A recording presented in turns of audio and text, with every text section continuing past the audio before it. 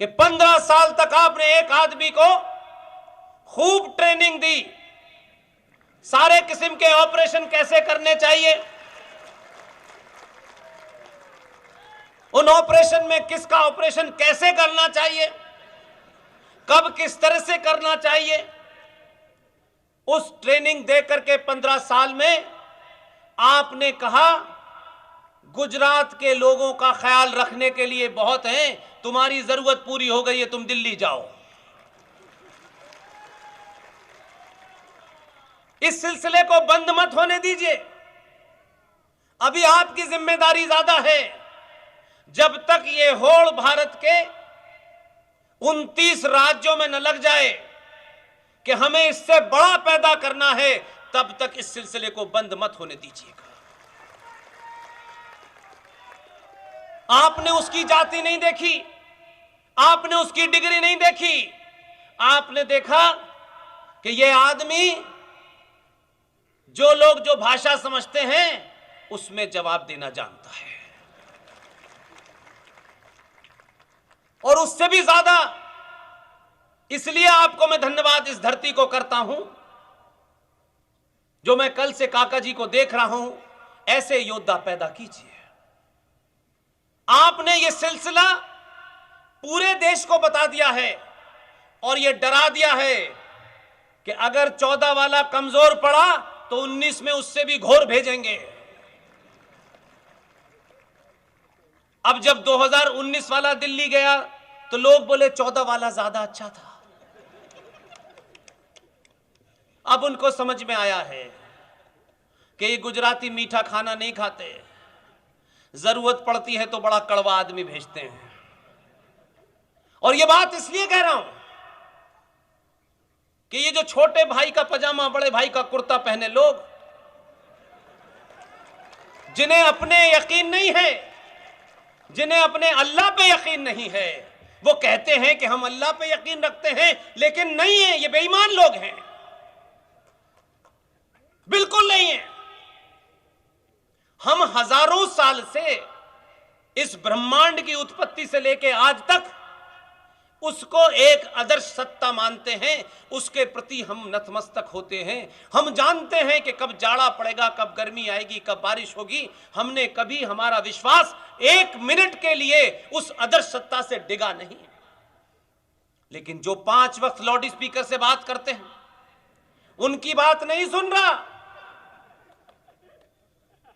न इनकी बात वहां पहुंच रही, न उनकी बात यहां आ रही, लेकिन उसके ऊपर हमारा आज भी पूरा यकीन है। ये कहते तो जरूर हैं आपको डराने के लिए, हमारा अल्लाह पे यकीन है। हमने कब कहा अल्लाह पे यकीन मत करो? तुम्हारा सदियों से यकीन था, तो 2014 के बाद अल्लाह के यकीन से डर क्यों गए? ये यकीन में कुछ कम ज्यादा कैसे हो गया? अल्लाह से डरते डरते एक आदमी से डरने लगे, क्योंकि तुम ईमानदार नहीं हो, तुम झूठे हो। अल्लाह ने जब तुम्हें नीचे भेजा था तो तुम्हें कुछ डायरेक्शन और हिदायत, कुछ इंस्ट्रक्शन दिए थे, और साफ साफ है, इसमें कोई कंफ्यूजन नहीं है कि कौन से सूरा में और कौन सी आयत में लिखा हुआ है। तुम बेईमान हो, तुमने हमें नहीं, तुमने अल्लाह को धोखा दिया है। अल्लाह ने फरमाया कि मैं तुम्हें इस जमीन पर भेज रहा हूं, मेरे बताए रास्ते से अगर तुम हटे तो अल्लाह फरमा रहे हैं, अगर तुमने मेरी बात नहीं मानी, जीवन जीने के जो तरीके मैंने बताए हैं, अगर तुम उस रास्ते से हटे तो मैं इसी धरती पर लोग भेजूंगा जो तुम्हें रास्ते पे ले आएंगे। हमारा उस पर यकीन है, उसने जो फरमाया वो काम पूरा कर रहा है। तुम मान नहीं रहे थे, पूरी दुनिया में कत्लो गारत कर रहे थे, तुम गर्दन पे तलवार रख करके उस सनातनी विश्वास को तोड़ रहे थे जो प्राकृतिक था। वो नाराज हुआ तुमसे, कई बार तुम्हें समझाने की कोशिश की, तुमने समझा कि शायद अल्लाह की बात अब हम क्यों माने, अब तो हम अल्लाह से बड़े हैं। उसी अल्लाह ने 2014 में भेजा है।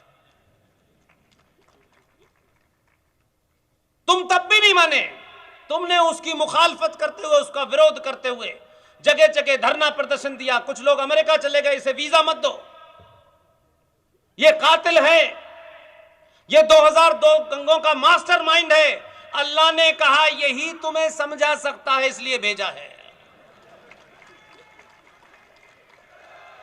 14 से 19 तक कुछ बुद्धिजीवी जो हैं हमारे देश में, जिनकी बुद्धि नहीं होती, वो ये समझते हैं कि वही देश चला रहे हैं, उनका स्वार्थ ही सब कुछ होता है। उन्होंने अवार्ड वापस कर दिए, जो सरकार ने दिए उन्होंने अवार्ड वापस कर दिए। लेकिन 15 साल की ट्रेनिंग वाले ने कहा, खामोश रहा जब अवार्ड वापस हो रहे थे। हम सब आप कह रहे थे कोई जवाब क्यों नहीं देता है। 3 साल के बाद अवार्ड वापस करने वालों के पास अवार्ड ही नहीं बचे। अवार्ड वापस के अलावा दुनिया भर का कुकर्म किया, लोगों ने बड़ी बड़ी थ्रेट दी, बहुत समझाया अल्लाह ने, ये नहीं माने। अल्लाह ने कहा ये बड़े बेहया लोग हैं, 2019 में दूसरा वाला भेजो। और यही नहीं माने, एक देश है पाकिस्तान, जिसकी टोटल पॉपुलेशन 23 करोड़ है, और हम 29 राज्यों में से एक राज्य है जिसकी टोटल पॉपुलेशन 24 करोड़ है, वहां भी 16% है। जिसको दिल चाहे गाली दे रहे, जिसके दिल चाहे रेप कर रहे। उन्होंने कहा कि इस राज्य में भी किसी की जरूरत है, उन्होंने 2017 में भेजा है वहां पे। सारे लोग लामबंद हो गए, इसे भगाओ, उसे फिर जिता दिया है। कल जो है शपथ लेगा लखनऊ में।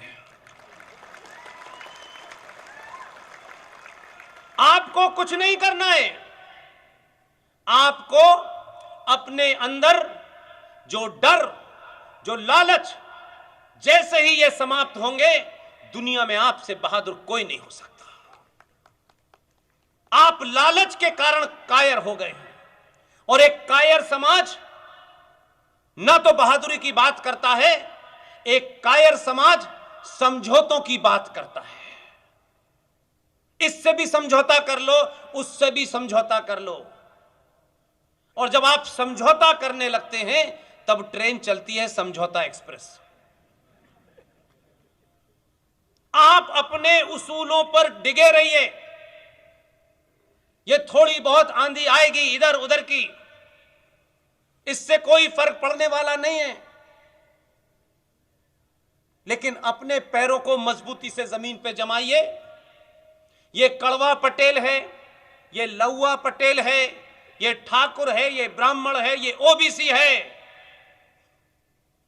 भारत राष्ट्र का जिन्होंने इतिहास गलत पढ़ाया है, भारत राष्ट्र के बारे में जिन्होंने झूठ बोला है, वो सबसे बड़े गद्दार हैं। भारत सदा सदा से कभी जाति प्रधान देश नहीं रहा। भारत भूमि सदा सदा से कर्म प्रधान भूमि रही है। इसलिए जिनका जो काम है वो कर नहीं रहे, और जिसका जो काम है वो कुछ और कर रहे हैं। इसलिए आज इस समाज को चलाने की जो व्यवस्था थी, उस व्यवस्था को मजहबी रंग दे दिया गया। ये जो जातियां बनी, ये जाति इसलिए नहीं थी कि कोई ब्राह्मण मां के पेट से पैदा होगा तो वह ब्राह्मण होगा, ये नहीं है। भगवान परशुराम, उनका एक ही वाक्य है, जन्म जायते शूद्र, मनुष्य जन्म से शूद्र होता है, अपने कर्मों से ब्राह्मण ठाकुर बनिया बनता है। इसलिए हमारे यहां त्यागी की पूजा होती है, जिसने त्याग किया होता है। इसलिए हमारे यहां टाटा, बिरला और अंबानी की पूजा नहीं होती, त्यागी की पूजा होती है। और हमारे यहां वही कारण है कि कर्म प्रधान देश है। हम कर्म देख के किसी को हीरो मानते हैं, बिना कर्मों के नहीं मानते। लेकिन आपको जाति व्यवस्था में फंसा दिया गया है और आप समझते हैं ये हीन है, ये सुप्रीम है। उसकी एक ही मिसाल है, भगवान परशुराम ब्राह्मण थे, रावण भी ब्राह्मण था। रावण अपने कर्मों के कारण चौराहे पे जलाया जाता है और भगवान परशुराम अपने कर्मों के कारण मंदिर में पूजा जाते हैं। यही फर्क है। और भगवान राम जो क्षत्रिय हैं, वो जब रावण का वध करते हैं तो कोई उनके ऊपर ब्राह्मण वध का आरोप नहीं लगता है। लेकिन वही ब्राह्मण मंदिर में बैठ करके मर्यादा पुरुषोत्तम राम को, जो क्षत्रिय है, उन्हें पूजता है, क्योंकि राम त्यागी थे, राम ने त्याग किया था। आप वहां से चलने वाले लोग, गली गली मोहल्ले मोहल्ले आपने तरह तरह के मंदिर पैदा कर दिए। मैंने सुना है किसी चांद मियां को भी आपने मंदिर में रख दिया है, अब उसको ही पूज रहे हैं। आपके पास क्या देवी देवताओं की कमी थी? आपने इसको व्यापार बना दिया है। आस्थाएं कम हैं, 2 लड्डू भगवान पे चढ़ाएंगे, बदले में कार मिलेगी कि नहीं मिलेगी, इस चिंता में मग्न है। इसलिए हर भगवान को अपने स्वार्थों के हिसाब से रिश्वत देते हैं। बेटा पास हो जाए तो 500 रुपए का प्रसाद, और अगर तुमने भगवान पास नहीं किया तो फौरन दूसरे भगवान के पास, और उस भगवान से कहा बेटी की शादी हो जाए तो भंडारा। आप रोज भगवान बदलते हैं, इसलिए भगवान आपकी सुनता नहीं है। यह सिंबॉलिक है। मंदिर आपकी आस्था के केंद्र हैं। आपका विश्वास जब यहां से कमजोर होगा, कोई भगवान आपकी मदद नहीं करेगा।